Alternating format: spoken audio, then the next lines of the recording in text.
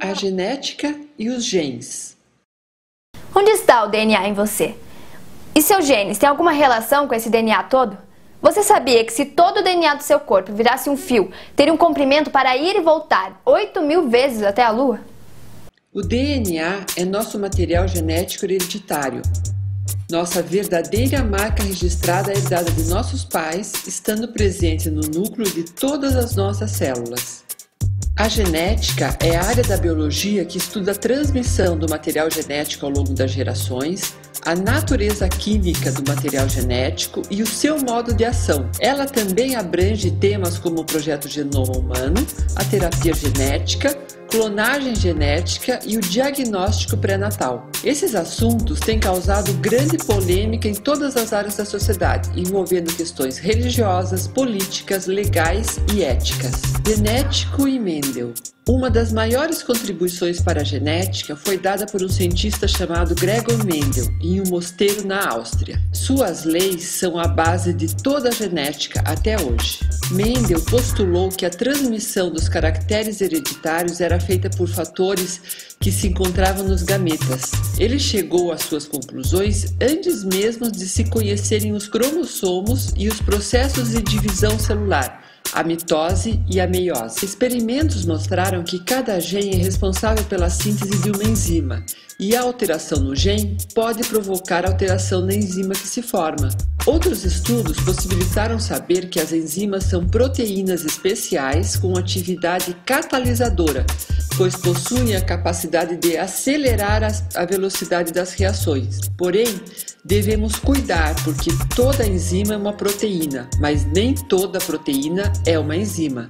Atualmente, os fatores mendelianos são chamados de genes. Eles contêm as informações genéticas dos indivíduos e são transmitidos de pais para filhos. As proteínas são moléculas grandes, macromoléculas, chamadas de polipeptídeos. Poli, muitos.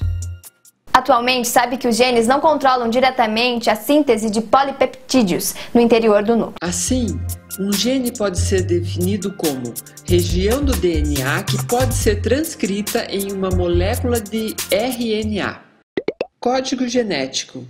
Cada polipeptídeo é formado por uma sequência específica de aminoácidos determinada pelo RNA. Sabe-se que existem 20 tipos diferentes de aminoácidos e que cada RNA é formado por uma sequência de bases nitrogenadas. As bases nitrogenadas formam uma linguagem em código e cada código corresponde a um aminoácido. Surgiu dessa forma a expressão código genético. Mutações gênicas. Muitos dos genes manifestam-se por meio das sínteses proteicas. Por isso, conhecer o mecanismo da síntese proteica pode nos ajudar a compreender a manifestação de vários caracteres genéticos normais e patológicos. Várias doenças humanas são causadas por alterações nos genes, que deixam de executar suas funções normais. Durante a duplicação de uma molécula de DNA, podem ocorrer as substituições de uma base. Nesse caso, a informação estará errada, podendo causar alteração na proteína em virtude da substituição do aminoácido. Essas modificações acidentais no material genético são chamadas de mutações genéticas e podem provocar alterações nas características do organismo, podendo ser prejudiciais ou não. Uma dessas doenças, muito conhecida, é a doença de Alzheimer. Ela é relacionada à manutenção de um certo gene no cromossoma 21, o que leva à degeneração do sistema nervoso central.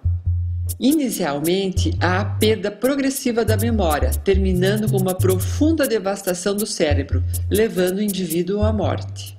A manifestação da doença Alzheimer ocorre em adultos, provocando senilidade precoce, isso é, antes dos 60 anos de idade. A progeria é uma doença letal que se manifesta em crianças com idade entre 5 e 6 anos de idade, fazendo com que aos 8 e 9 anos ela tenha uma aparência de uma pessoa idosa. As causas dessa doença ainda não são bem conhecidas, sabe-se apenas que envolvem mutações genéticas. Outra doença gênica conhecida é a adrenoleucodistrofia, causada por uma mutação em um gene do cromossoma X. Essa manutenção incapacita o organismo de metabolizar certos tipos de lipídios, determinando uma doença neurológica degenerativa que pode levar o indivíduo à morte. Fatores genéticos não determinam de forma definitiva as características das pessoas. Elas derivam em partes de componentes genéticos e em partes de componentes ambientais. Dizemos que uma das características, fenótipo, é o produto da interação de genes, genótipo, com o ambiente.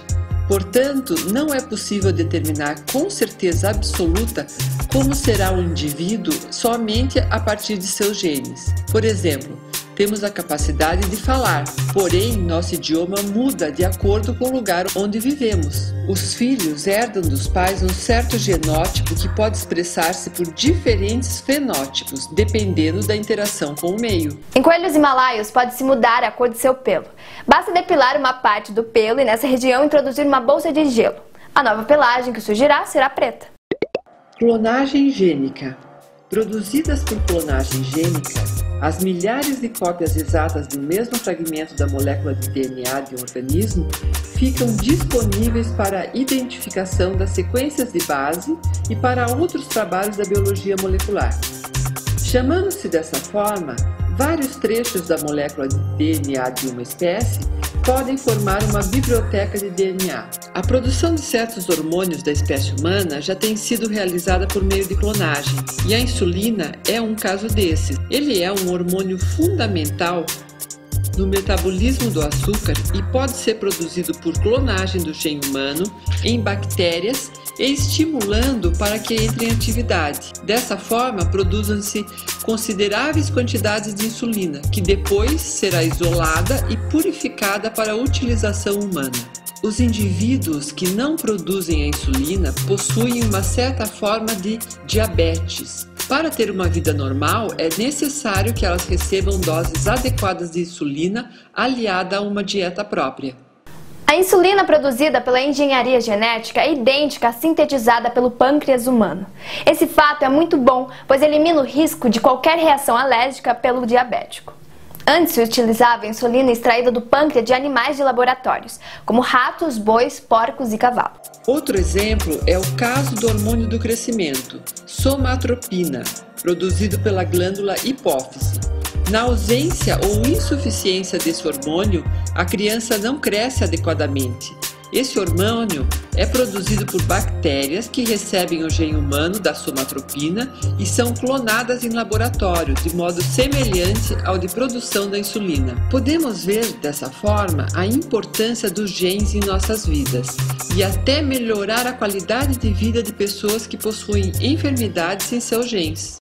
Vacinas gênicas. Utilizando as técnicas da biologia molecular, os cientistas estão avançando cada vez mais em uma área importante, as vacinas a partir do DNA. Genes de agentes causadores de doenças e que codificam proteínas responsáveis por estimular o sistema imunológico humano têm sido isolados, inseridos em bactérias e clonados. O produto da atividade desses genes é purificado e pode atuar como vacina, que, introduzida no organismo humano, estimula a produção de anticorpos específicos. Com essa técnica, já se consegue produzir vacinas contra a hepatite B e a meningite, além de outras em fase de testes. Já entendi!